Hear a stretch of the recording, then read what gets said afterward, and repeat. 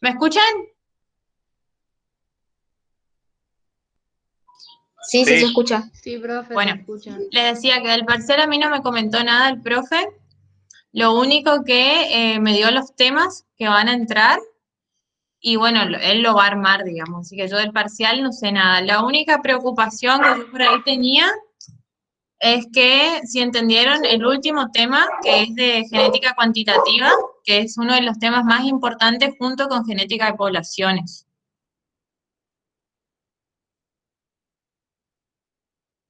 yo lo que menos entiendo ¿Entendieron? creo que eso, profe. ¿Eh? Yo creo que lo que menos entiendo es genética cuantitativa. Genética cuantitativa. Bueno, ¿a ustedes les parece si hacemos el repaso de genética cuantitativa? Sí, por mí sí. Bueno, ahí Sí, les voy a profe. compartir un Power que lo estaba haciendo recién, así que no está bien armado.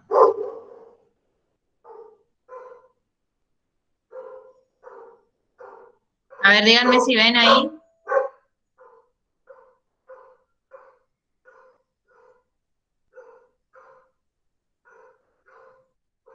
¿Se escucha el perro? Sí se ve, profe. Sí. Bueno, a ver, espérenme un ratito.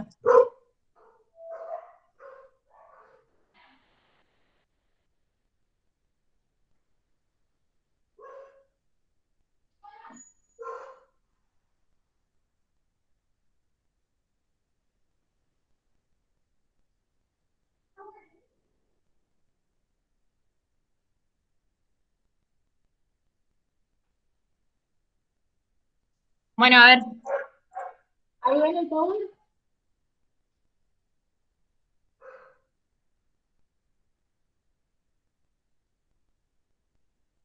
¿Hola? Hola, profe, sí, la ¿Se escuchamos. ve el Power? Sí. Bueno, Sí, lo que estaba dando el profesor el otro día fue la diferencia entre lo que veníamos viendo de los caracteres estudiados por Mendel con lo que es la genética cuantitativa. Todo lo que se venía viendo de genética anteriormente, hasta que dimos la clase de genética de poblaciones, se tratan de individuos, solamente de individuos.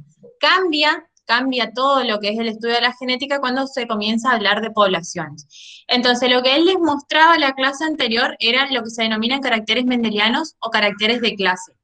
¿Qué había hecho Mendel cuando realizó los cruzamientos? Había elegido líneas parentales que tenían líneas parentales puras, digamos, que manifestaban una sola característica, lo que es el color de la semilla, la forma, el color de las flores. Todas esas características venían determinadas por genes simples, es decir, por un gen que tienen dos alelos, uno de ellos es dominante, otro es recesivo y se hereda de la manera que veníamos estudiando. Y se manifiesta después en las otras generaciones el dominante, digamos. ¿Hasta ahí entienden lo que son los caracteres mendelianos? Sí, profe. Bueno, entonces, como resumen, son caracteres que están dados por un gen que tienen dos alelos, uno dominante y otro recesivo. Cuando hace los experimentos Mendel, ¿por qué elige el guisante? Primero porque eran baratos, porque eran fáciles de obtener en el mercado, porque necesitaban de poco espacio, el tiempo para obtener las generaciones era relativamente corto, porque producían una gran descendencia y porque existían variedades diferentes, que, bueno, porque las variedades, digamos, mostraban distintas características fenotípicas. Y principalmente porque era una especie autógama, es decir, se reproducía la misma planta, digamos, no se autopoliniza.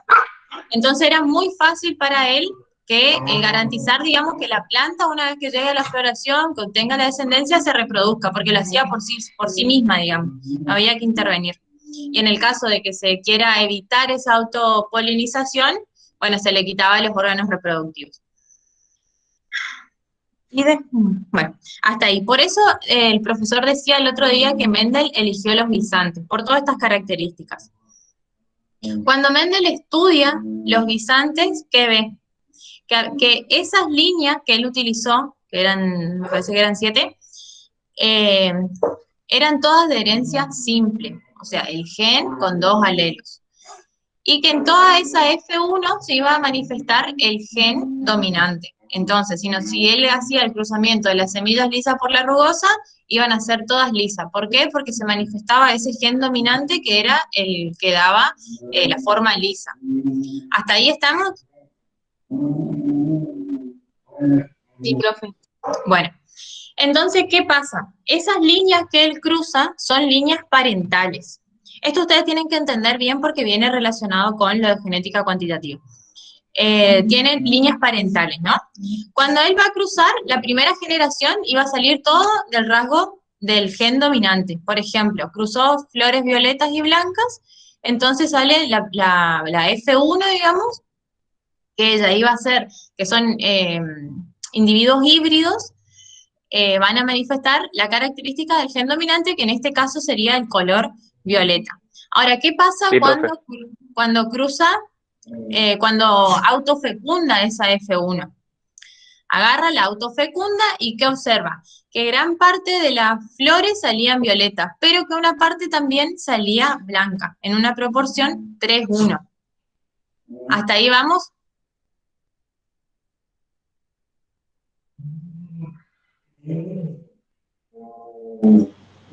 ¿Hasta ahí van?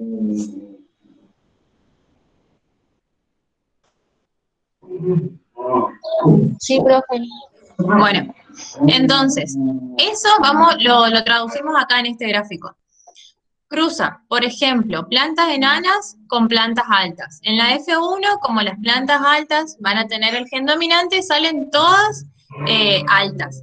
Ahora, cuando eso se autofecunda, una parte sale alta, pero hay otra parte que comienza a salir enanas también. Si nosotros nos acordamos, digamos, de lo que es la definición de los alelos, lo que veíamos en la genética de poblaciones, o en las anteriores unidades, veíamos que cuanto más cruzamientos haya, el gen que se encuentra recesivo va a tener más posibilidades de aparecer, digamos. Por eso en la F2 ya comienza a aparecer ese gen y hace las distintas proporciones, que en este caso sería 3:1. Ahora, ¿qué indica ese 3:1, esa proporción 3:1 de la F2? Bueno, que o sea, que si nosotros analizamos el total, 3/4 van a ser. Un cuarto va a ser en homocigosis dominante, o sea, los dos alelos. A ver. Disculpe, profe, espere. Esperamos un ¿puedes ratito. cerrar? Sí, esperamos un ratito. Esperamos un ratito.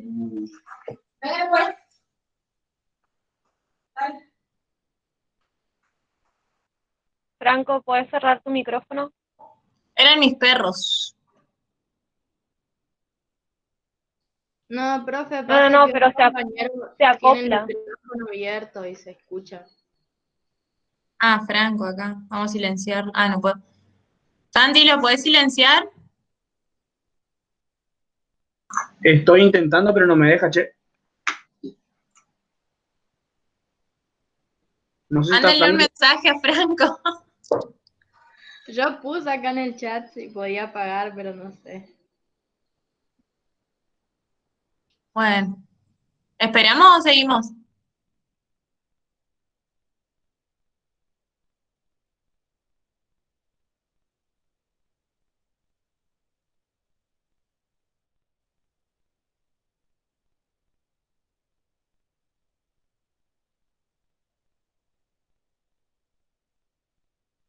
Bueno.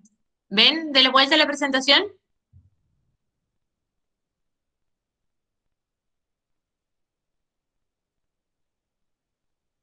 Sí, profe, se ve.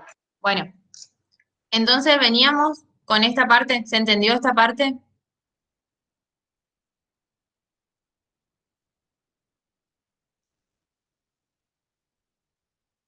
Profe, ¿puedes Sí. explicar esa parte de nuevo? Porque Esta parte, no bueno. entiendo. Esta parte te explica cómo viene lo que es la primera ley de Mendel. Sí, te explica que estos caracteres de plantas enanas y plantas altas van a responder a esa primera ley de Mendel. Si vos cruzás plantas enanas por plantas altas, y esa característica está dada por un gen de herencia simple o por un gen simple, un gen que tiene dos alelos, cuando se crucen te van a dar plantas altas en la F1, porque quiere decir que el gen dominante es de altas. ¿Entendés? Sí. Bueno, ahora cuando se autofecunda esa F1, ya van a empezar a aparecer individuos que sean altos y enanos. ¿Por qué? Porque puede ser que los genes, al ir combinándose, haya una frecuencia un poco más alta de recesivos que hace que también manifiesten. Se combinan los recesivos, digamos. Entonces, por eso se manifiesta el fenotipo de enanas. ¿Hasta ahí vamos? Sí, profe. Bueno, entonces acá en esta F1 siempre se va a cumplir la ley de Mendel. Siempre lo que nosotros veamos como F1 cuando realicemos dos cruzamientos que respondan a la ley de Mendel es que se va a manifestar el dominante. Estas son, recuerden, características mendelianas, características que responden a los resultados, digamos, que obtuvo Mendel. ¿Hasta ahí se entienden, chicos?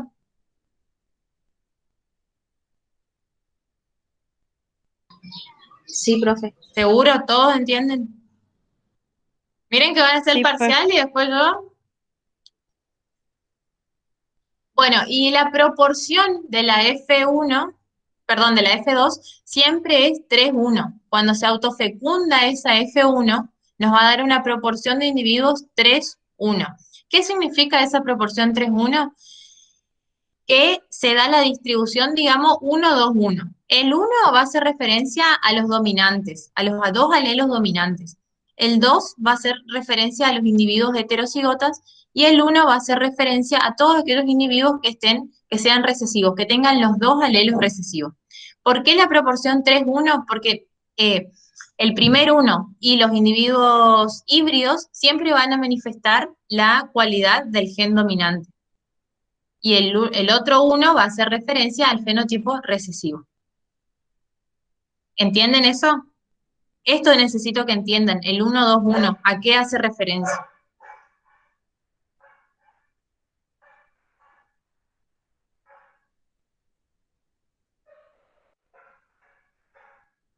¿Hasta ahí entienden?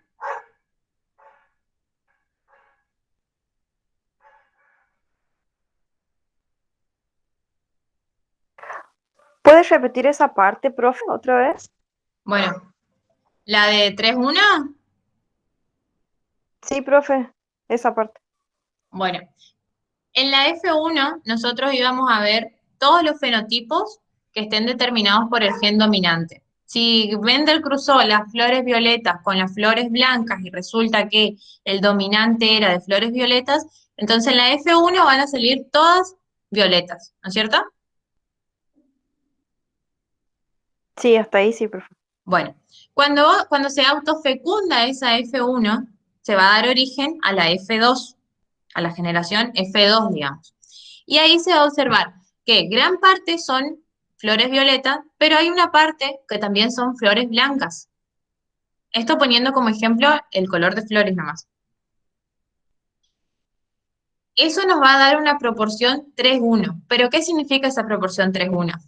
El 3, que es el que va a manifestar o el que hace referencia a la característica determinada por el gen dominante, que va a ser el fenotipo violeta, va a estar dado por este primer 1, que este primer 1 hace referencia a los individuos que son puros, dominantes puros, es decir, tienen los dos alelos dominantes, y por el 2, que hace referencia a los híbridos. Como son híbridos, van a manifestar el fenotipo del gen dominante, que va a ser el de color violeta. Por eso se une, digamos ahí, el 1 y el 2 para dar una proporción 3:1.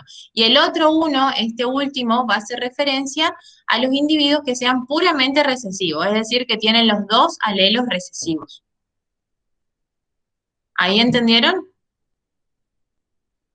Sí, profe, gracias. No, de nada. Bueno, entonces, siempre que nosotros analicemos características que estén determinadas por genes simples, o sea, genes que tienen dos alelos, uno que sea dominante, otro que sea recesivo, y que van a cumplir con la ley de Mendel. Pero, ¿qué pasa en este caso? Por ejemplo, acá, ¿qué diferencia vamos a ver nosotros en esta cantidad de personas? Ninguna. ¿Qué diferencia de la tasa de reproducción, la tasa de preñez, la tasa de destete hay en esta población de vacas? No sabemos. ¿Y qué diferencia de altura hay en esta población de pastura? Tampoco sabemos. Entonces ahí nosotros vamos a entrar en lo que es la genética cuantitativa. Que la genética cuantitativa viene de la mano con lo que es genética de poblaciones. Si nosotros recordamos lo que es la definición de poblaciones, sabemos que las poblaciones, la principal característica que tiene es que es un conjunto de individuos de la misma especie, ¿no? Pero ese conjunto abarca muchos individuos, no uno o dos, digamos. Y cuando hay muchos individuos, cuando hay una población, la característica que tiene, otra de las características, es que ya se habla de un pool génico o reservorio. ¿Se acuerdan que habíamos dado eso en la clase anterior? Sí, profe.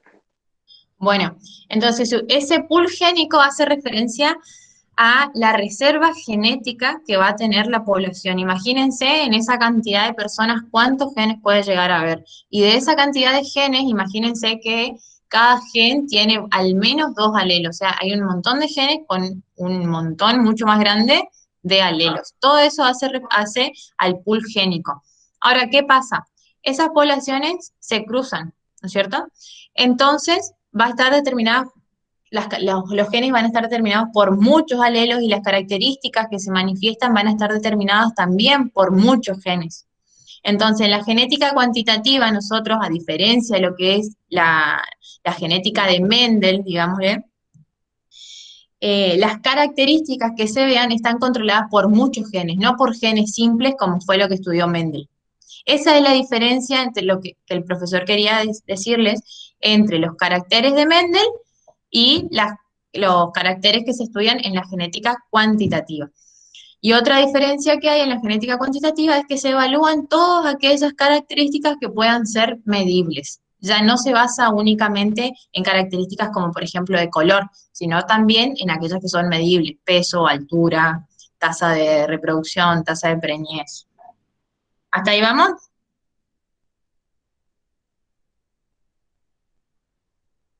Sí, profe. Bueno, entonces, ustedes recuérdense que en las características de Mendel, de todos los genes que respondan a la herencia de Mendel, van a tener esta distribución. Esta nos va a dar después esta y después esta. Ahora, ¿qué pasa en la genética cuantitativa? Fíjense cómo cambian los gráficos. Acá hay uno que compara. Acá, en la genética cuantitativa hay dos factores. Los poligenes, quiere decir que todas las características que nosotros observamos están determinadas por muchos genes, y el efecto del ambiente, que él también mencionaba.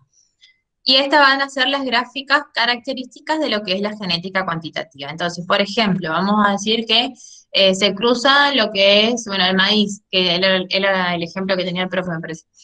Bueno, la espiga, corta por larga. Resulta que la larga era dominante. Bueno, en la F1 van a salir todas las características dominantes. Pero ¿qué pasa cuando se autocruza? O sea, sí, cuando, bueno, cuando reproducimos esta filial 1, digamos, la cruzamos la F1 por la F1. Se obtiene esta gráfica. Esta gráfica en campana que le dicen se denomina distribución continua. ¿A qué hace referencia la distribución continua? Que hay un número continuo de valores que se pueden dar. Es decir, por ejemplo, si la espiga era la menor, era de 15 y la larga era de 30, nosotros acá vamos a obtener un valor intermedio. Y si lo autofecundamos a esa F1, esperen un ratito. Ese F1 vamos a tener valores continuos. Desde acá, por ejemplo, supongamos que sean 6 hasta que sean 39. Los individuos van a manifestar todos esos valores. ¿Se entiende?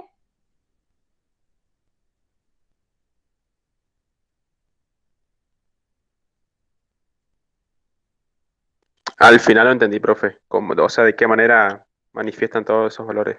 ¿Por qué manifiestan todos esos valores? Porque recuerden que ya no son de herencia simple, porque no actúa un solo gen, actúan varios genes. Entonces, hay muchos alelos que se cruzan y que van a determinar distintos valores para todos los individuos. Y sumado a eso, también tenemos el efecto del ambiente. Entonces, siempre que nosotros hablemos de poblaciones, como hay muchos genes que intervienen, es muy difícil que se cumpla la ley de Mendel o la distribución de Mendel, sino que acá ya hay una distribución continua. Los individuos pueden tener valores desde este punto hasta este punto, en un mismo cruzamiento. En el de Mendel íbamos a tener 3-1, íbamos a tener la mayoría violetas y otras blancas. Bueno, acá podemos tener un montón de valores. No va a estar entre dos valores como era el de Mendel. Y ahí el ambiente, ¿de qué manera influye?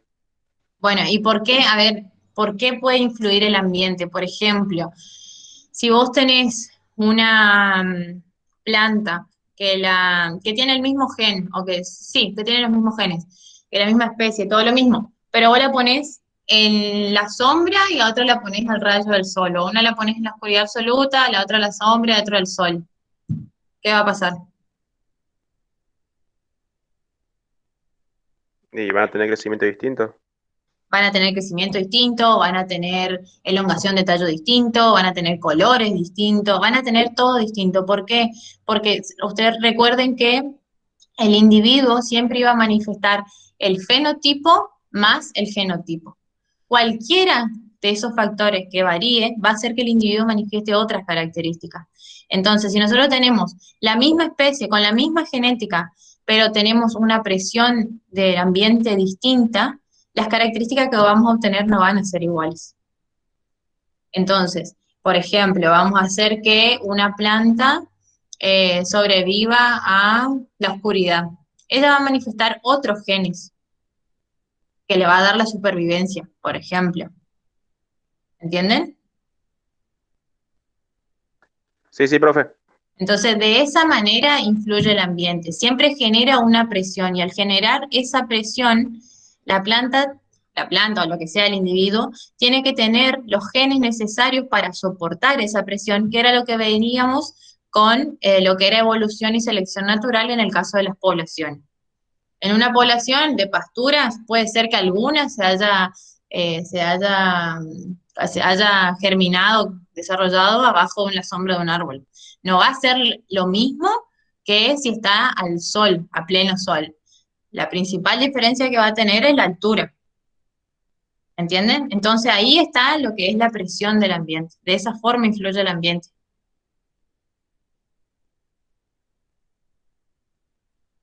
Bueno, ¿hasta ahí entendieron? Sí, sí. Profe, ¿puede explicar la última parte de la influencia del ambiente, por favor? Sí.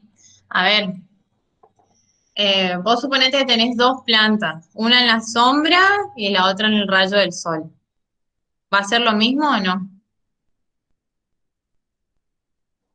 No, no, pero dame un ejemplo de animales, por así decirlo. Y de animales es lo mismo. Cría un animal a la sombra y el otro al rayo del sol. O cría una, no sé, cría una con un poquito más de sequía que la otra. O a ver, o por ejemplo, una presión del ambiente. En el Bueno, libro, eh, no, le estaba por comentar que en el libro creo que decía algo así de dos gemelas, por ejemplo, si se las separaban al nacer y se las criaban también en lugares en ambientes distintos. distintos. Sí, sí, dos individuos que sean, Claro. bueno, sí, dos gemelas, perfecto. A una criala con, no sé, dale, a ver, a una vaca, a una vaca mantenela en el rayo del sol. Por ejemplo, vos tenés un campo, no tiene un árbol, listo, mantenela en el sol. Y a otra dale un lugar que tenga uno o dos arbolitos que le generen un poco de sombra. El impacto que va a tener ese sol sobre la vaca, principalmente sobre la producción o la conversión de carne, no va a ser el mismo. ¿Entendés? O si no, en el tema de la alimentación. A una hacerle con concentrados o con una dieta bien hecha, bien formulada de concentrados con forraje y a la otra dejarla que se alimente a campo. ¿Entendés la Ah, diferencia? sí, entiendo. Sí, ahora sí. Entonces eso le va a generar, el ambiente sería todos los factores que rodean al individuo, llámese alimentación, llámese rayo del sol, lluvia, sequía, lo que sea. Cualquiera de esos factores que varíe para que el animal no esté en equilibrio, le va a generar una presión y va a hacer que manifieste características distintas.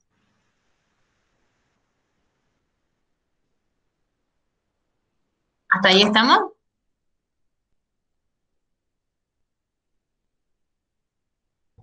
Sí, profe. Bueno, entonces fíjense, cómo si nosotros comparamos lo que es la distribución de Mendel, que es esta, y comparamos esta, que es la de genética cuantitativa. Ustedes ven cómo es distinto. Por ejemplo, acá íbamos todos para un mismo lado. Acá ya hay valores intermedios en la F1. Acá en la frecuencia teníamos, en la F2, en lo que es características de Mendel, teníamos 2 puntos. Sí o sí nos iba a dar 2 puntos, o uno u otro. Y acá no, acá ya hay un valor continuo. Hay valores continuos. ¿Entienden? ¿Entienden la Sí, diferencia que hay entre los caracteres de Mendel y la genética cuantitativa? sí, yo Bueno, por lo menos entendí. bueno, uno. Bueno, y por último, esto le quería mostrar. Nosotros vamos a tener este gráfico de campana, ¿cierto? Y acá vamos a tener distintas distribuciones. Fíjense que este es de los individuos doble homocigota, de este es de los heterocigota, y este es de los doble homocigota dominante, este recesivo, perdón, y este de los heterocigotas. Nosotros vamos a superponer todos estos gráficos y nos va a dar el gráfico campana este. Esto puede tener otra distribución, esto. Yo saqué del libro. Este gráfico campana, ¿qué quiere decir? Que acá, por ejemplo, si nosotros hablamos de producción y supongamos que en el eje de la X, de producción cualquiera, animal o vegetal, en el eje de, de las X vamos de 0 a 100, es decir, que para la derecha aumenta, vamos a tener que acá van a ser los individuos que como que las peores características de producción van a tener. Acá en la mitad van a ser los individuos que tengan una característica media y acá van a ser los individuos que tengan las mejores características de producción. Entonces, ¿a qué va a hacer referencia esta parte de la gráfica? A todos esos individuos que sean homocigotas. En el medio más o menos se van a encontrar los heterocigotas que van a manifestar características intermedias y acá van a estar los dominantes, serían los que manifiestan las mejores características. Esto es en genética cuantitativa. Entonces, acá nosotros vamos a tener el 1, 2, 1. 1 que va a ser de individuos homocigota recesivo, híbridos y homocigota dominante. ¿Entendieron? Sí. Profe, ahí en la guía que usted nos había pasado, en la parte de genética cuantitativa, decía explicar las gráficas de distribución genotípica de los fenómenos que estaba mostrando. Era lo que yo estaba mostrando, sí. Que esa es la gráfica típica que les van a pedir, no sé si en el parcial, pero en el final sí o sí. Ah, está. Porque el profe al final, me acuerdo, en la última clase había mostrado unas gráficas de genética Sí, cuantitativa. sí, también están en el libro, que son las mismas. A ver, yo tengo el libro acá para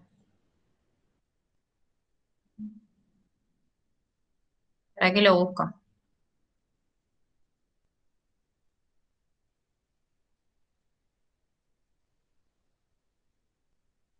Las gráficas que él mostró no eran estas, estas. Profe no está presentando. Ah, estas.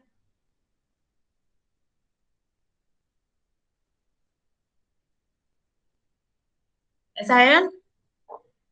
O estas también pueden ser, pero es lo mismo.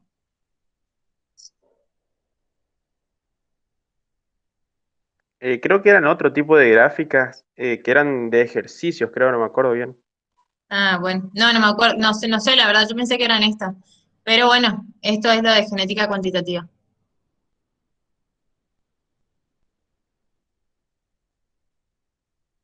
Bueno, ¿ahí entendieron o no entendieron genética cuantitativa?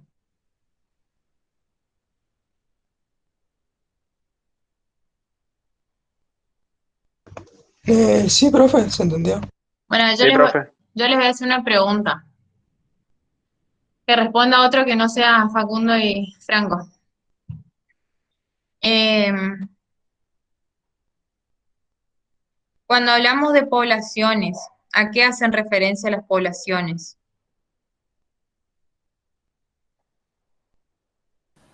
A un conjunto de individuos de la misma especie. Bien, que viven en un lugar y un tiempo determinado. Entonces, supongamos que esa población se encuentra en una isla y que manifiesta, bueno, ciertas frecuencias genéticas y alélicas. ¿Esas frecuencias genéticas y alélicas van a cambiar si la población se encuentra totalmente aislada en una isla? ¿Cómo?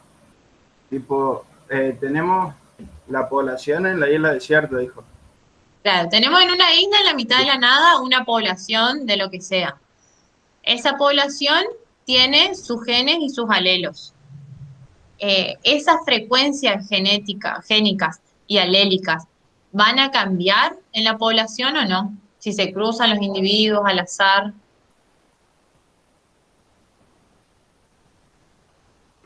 Y no, profe, si son de la misma No, profe. población, digamos, son todos los mismos. Sí, pero no van a cambiar, pero no es la respuesta. ¿Ustedes se acuerdan la ley de Hardy-Weinberg? No, explíquela.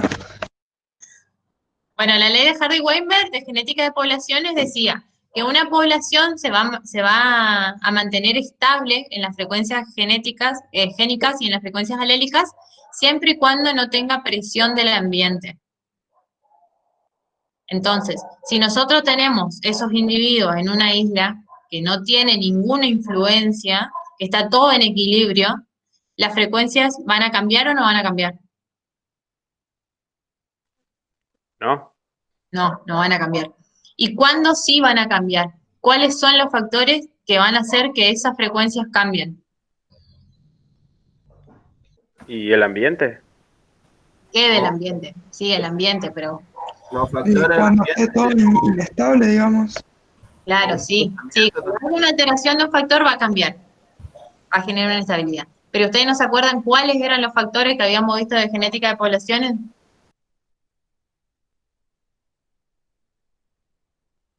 Profe, ¿eso era lo de mutación, selección natural y eso o nada que ver? Exactamente, sí, Ah, sí.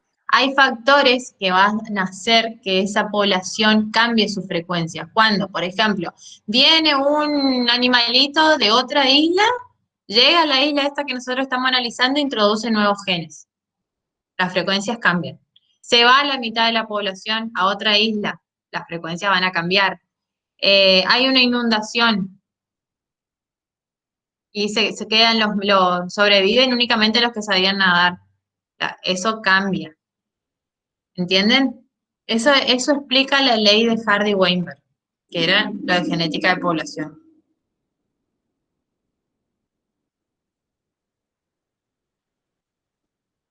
Sí, profe, se entiende. Bueno, ¿qué otra duda tienen? A ver, genética cuantitativa que vimos recién, ¿qué diferencia tiene con la de Mendel?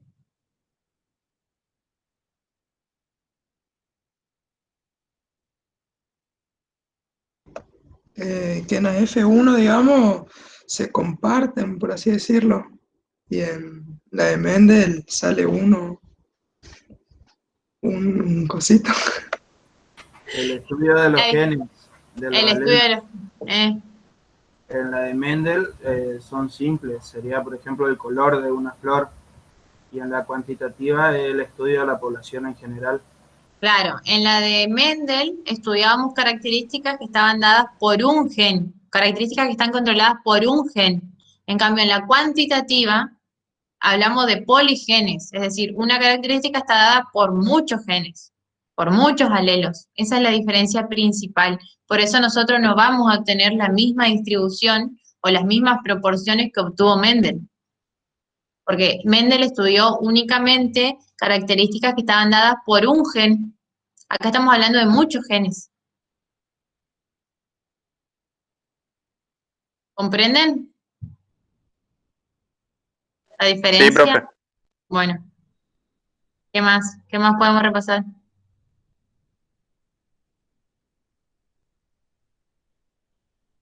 Profe, en la guía que usted mandó, Ujú. en la parte de genética de poblaciones, hay una de las preguntas que dice, explique la matriz típica de la ley anterior, que es la ley de Hardy-Weinberg. Exactamente. ¿Eso Sí. puede explicarlo, por favor? Bueno, espérame que busco la matriz.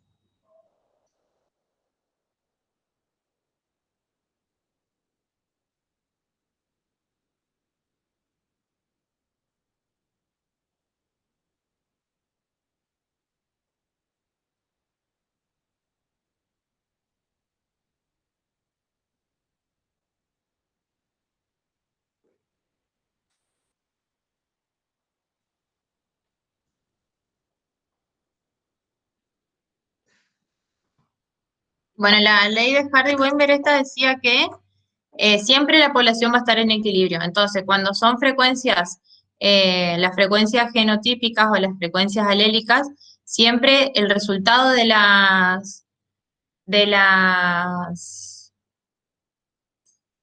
fórmulas, ¿se acuerdan cuál era?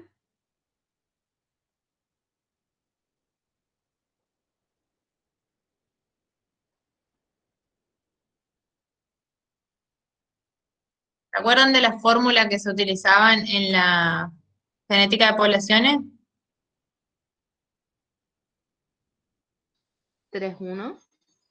No, esa es la genética mendeliana. Ah, En la genética de poblaciones usamos esta. ¿La ven? La del binomio. La del binomio y si no esta, de los alelos, P más Q igual a 1. ¿Por qué? Porque esto siempre está en equilibrio. Para que se cumpla la ley de Hardy-Weinberg, la población no tiene que tener ninguna, o sea, nada que le influya, no tiene que tener selección natural, no tiene que tener ni migración ni emigración, no tiene que tener mutaciones, no tiene que tener pérdida de genes, tiene que estar en equilibrio y totalmente aislada para que se cumpla la ley. Entonces, esta es la gráfica típica de Hardy-Weinberg, que dice que vamos a tener individuos que son homocigotas dominantes, homocigotas recesivos, y los heterocigotas.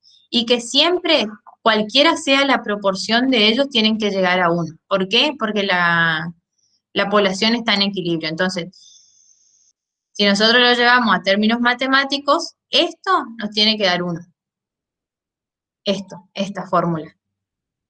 Homocigota dominante, híbrido y homocigota recesivo. Cualquiera sean los valores que tome esta o esta línea, la suma de eso nos tiene que dar 1.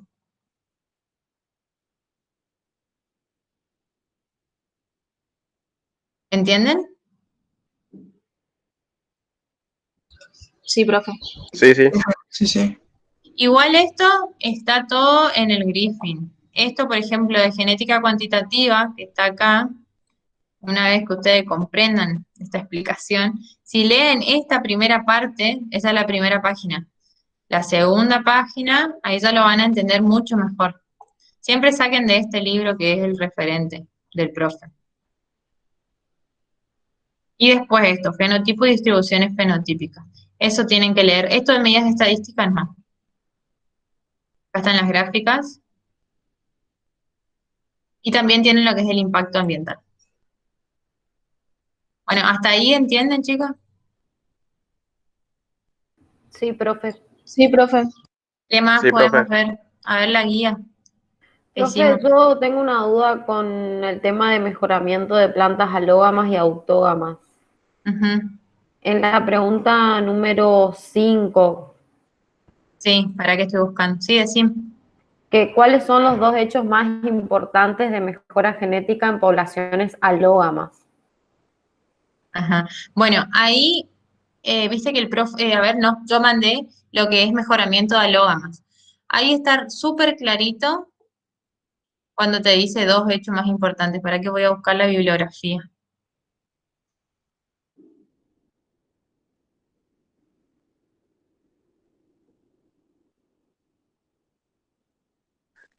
Los temas que entran en el parcial son esos que nos pasó usted en la guía, nomás que Sí. no, profe. En la página 3 dice, la mejora genética de una población alógama se basa en dos hechos principales.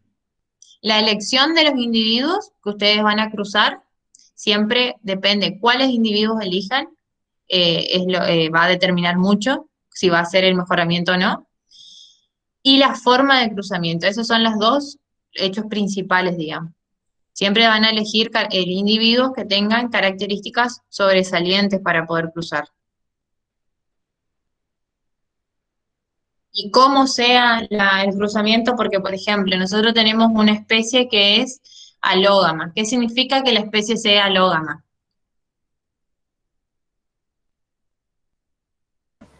Que se autopoliniza. No, Ah, no, esa era autógama. esa es autógama. ¿Y qué se hace? ¿Qué? En la que hay un cruzamiento. Claro, en la que sí o sí, Diferente. sí, en la que sí o sí necesita un cruzamiento es la alógama. Entonces, si nosotros, por ejemplo, tenemos una planta alógama, pero decimos que la vamos a mejorar autofecundándola, pero está demostrado, digamos, o demostramos nosotros que se pierden muchos genes cuando se hace un autocruzamiento, porque la especie es alógama, digamos, no responde bien a su autocruzamiento. Entonces, el método de cómo nosotros vamos a mejorar o de cómo nosotros vamos a cruzar influye mucho, digamos, en la selección, ¿entienden? En el mejoramiento.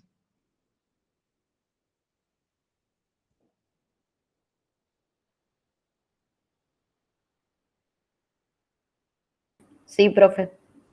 Bueno, igual, bueno, ustedes tienen ya tienen la guía, digamos. Eh, Subrayen, sí, hagan, no estén respondiendo las preguntas, eso para que ustedes se orienten nomás. Lo mismo lo que es ADN, en la parte de ADN,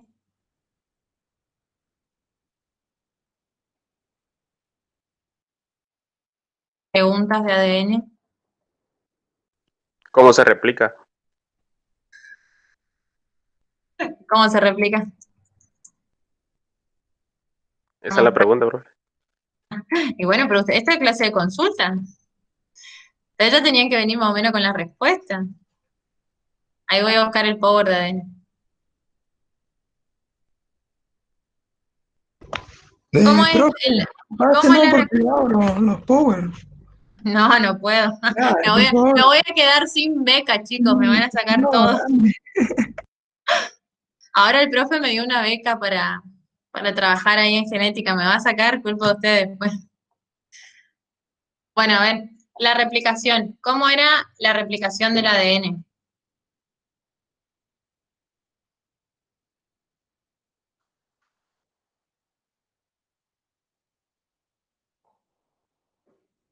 Una palabrita nomás es.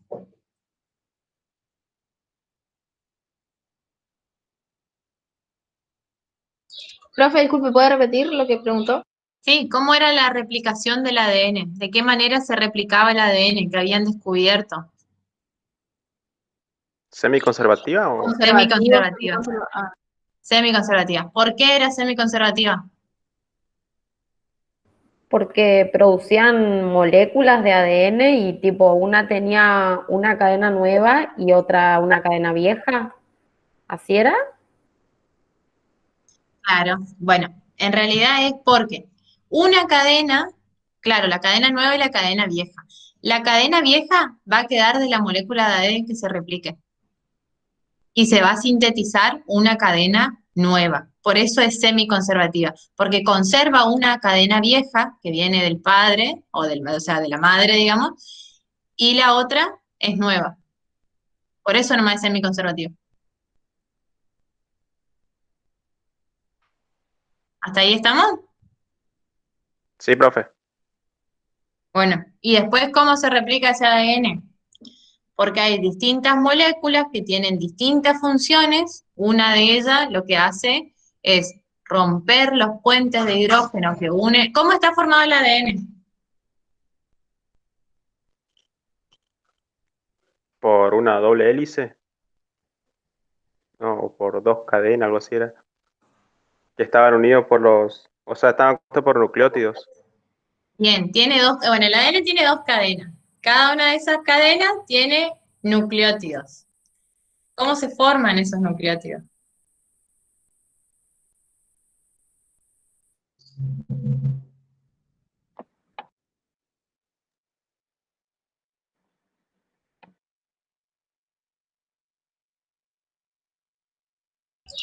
Profe, por adenina, timina, citosina y guanina. ¿Por base nitrogenada? Claro, eso se llaman bases nitrogenadas. Entonces, esas bases nitrogenadas más un azúcar, ¿se acuerdan cuál era el azúcar? La glucosa. No, otro es. Desoxirribosa. La Desoxirribosa. desoxirribosa, bien, más que falta un componente. Grupo fosfato. Más el grupo fosfato, bien. Claro, entonces toda esa estructura formada por tres componentes se van a unir y van a formar las distintas cadenas, las dos cadenas del ADN.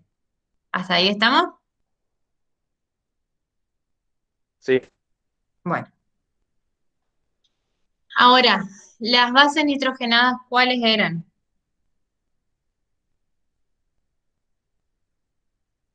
Timina, guanina, citosina y adenina.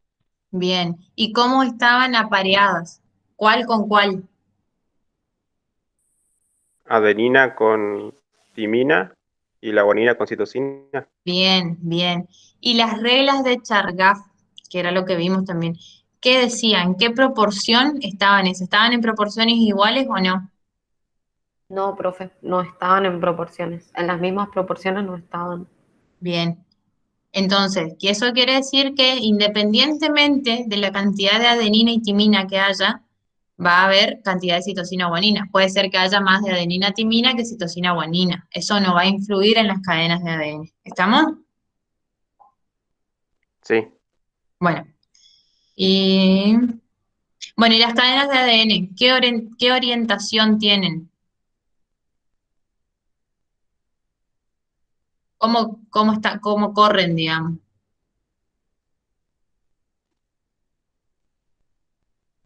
Era algo así como de 5' a 3' y de 3' a 5', o al Sí, revés. perfecto, no, perfecto, así es. La cadena 5', 3' es la que se va a sintetizar de manera continua. Entonces se la denomina hebra continua. Y la otra es la retrasada, la que se va a sintetizar por partes. ¿Se acuerdan de eso? Que había una cadena que necesitábamos que sí o sí a cada rato una enzima venga, ponga un promotor y ahí recién copiaba una parte para copiar otra parte para la otra, se copia de manera continua, la otra va por partes, por fragmentos. ¿Se acuerdan de eso? Sí, sí. Eh, Díganme porque después ya no vamos a poder hacer consultas, ¿eh? Y si no les toman en el parcial, les van a tomar el final igual. A ver, esto es. ¿Se acuerdan de esto? Profe, la verdad que yo no me acuerdo de eso. Lo otro sí, pero esto último no. Bueno, esto dimos hace mucho. ¿Qué pregunta tienen de esto? Bueno, la replicación era semiconservativa. ¿Por qué? Porque guarda una cadena vieja y sintetiza una cadena nueva. ¿Cómo sintetizaba esa cadena? ¿Se acuerdan cómo sintetizaba?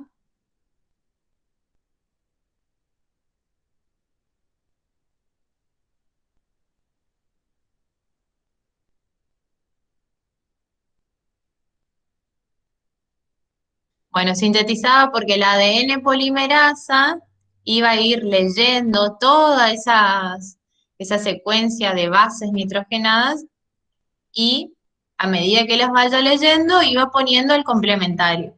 Entonces, si nosotros teníamos adenina, timina, citosina, íbamos a poner timina, adenina, guanina. Iba a ir poniendo la polimerasa. ¿Se acuerdan?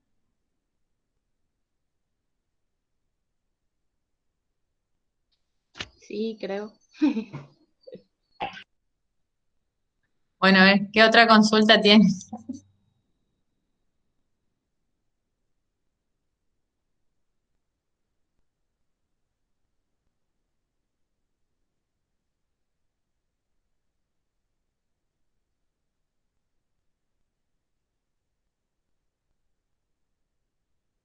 ¿No hay más consultas?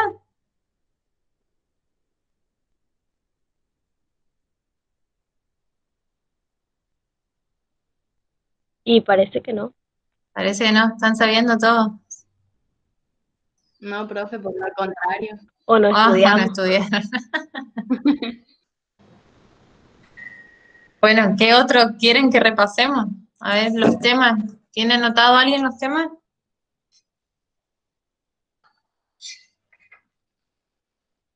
Profe, los ejercicios van a entrar, ¿no? No, no, Al eso menos. no. Ah, ¿no entran? No, no entran. Ah, bueno, gracias, profe. Eso capaz para el final. Ahora para el parcial no, dijo el profe. Ustedes tienen los temas anotados porque yo sé que no anoté.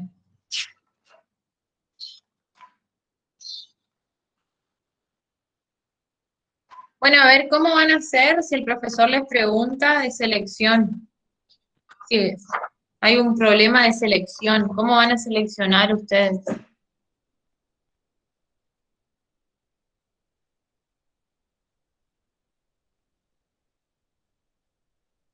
Justo le iba a preguntar eso, profe.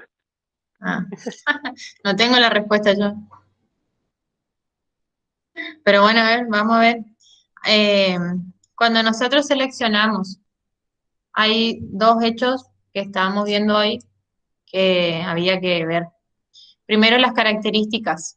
¿Cuáles son los individuos que manifiestan las características más importantes?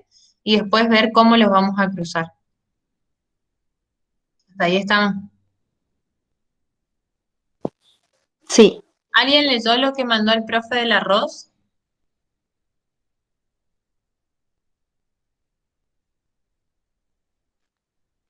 Yo no, profe. Yo tampoco. Bueno, hay que leer. Yo menos.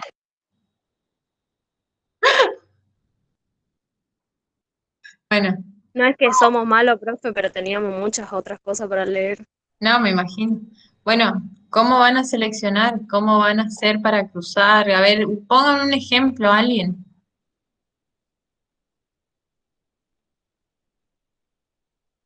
Pero ejemplo, como de qué, si queremos seleccionar algodón, por ejemplo, una variedad. ¿De qué se trata, digamos? Sí, yo la verdad que no sé cómo los va a hacer el profe, pero vamos a suponer que Profe, vamos, dé siempre ejemplo de algodón, porque él el algodón nomás sabe darnos ejemplos. bueno, chicos, pasa que trabaja en algodón él.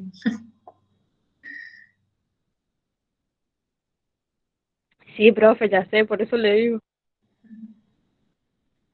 Bueno, esto de Profe, yo en esta pregunta no sé qué voy a saber responder porque como que hay que pensarlas y o sea, qué sería lo mejor para nosotros, poner una respuesta que nosotros pensemos y capaz lo que yo pienso va a estar mal o no, no, no sé. no puede estar mal O porque sea, hay sacar distintos. una reflexión, digamos, de la pregunta. Sí, no, en realidad es una pregunta un poco abierta, digamos, porque hay varios métodos de mejora. Ustedes pueden decir, bueno, yo, por ejemplo, yo estaba leyendo de las lanas de la oveja. Eh, Hay ovejas que tienen muy buena calidad, pero producen poco, y hay ovejas que producen mal, o sea, no, perdón, que tienen fea calidad, pero tienen una longitud de lana mucho más superior a la que produce de buena calidad. Entonces, ¿qué hicieron? Bueno, cruzaron la de mayor longitud con la de mayor calidad. ¿Y qué pasó? Salió una lana espectacular. Pero después, cuando quisieron reproducir esos individuos, ya perdía la calidad. Seguía la longitud, pero perdía la calidad. Entonces hay que tener en cuenta todos esos factores. Cómo son las herencias, cuáles son los genes, cómo se van a transmitir esos genes, hasta dónde vamos a poder cruzar, porque por ahí la F1 sale espectacular, pero la F2, ¿con qué buscamos nosotros cuando autofecundamos, digamos, esa F1? ¿Qué vamos buscando?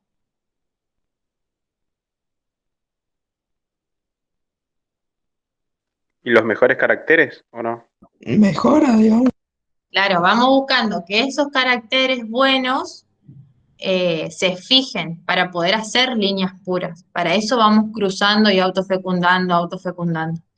Pero ¿qué pasa? Si nosotros autofecundamos mucho, también tenemos la posibilidad de que las características recesivas se manifiesten. ¿Qué era lo que pasaba en los animales con el tema de la consanguinidad? Es lo mismo, porque nosotros estamos poniendo más genes de los mismos, digamos. Entonces tenemos más peligro de que esos genes sean malos. Lo mismo pasa en las plantas. ¿Se entiende la relación? Sí, sí. Bueno, no sé, ¿tienen otra pregunta, algo que quieran conversar? ¿Cuántas horas nos va a dar, profe? ¿No sabe? No, no tengo idea. Yo supongo que va a ser como el primer parcial, que me parece que lo dejó abierto el día entero, ¿o cómo fue? Creo que no No, hay una media hora hora. por ahí. Una hora. Una hora. Ah, y bueno, entonces va a ser así ahora. No, yo la verdad que él a mí no me dijo nada del parcial. Ah, bueno, profe. Gracias. Ujú.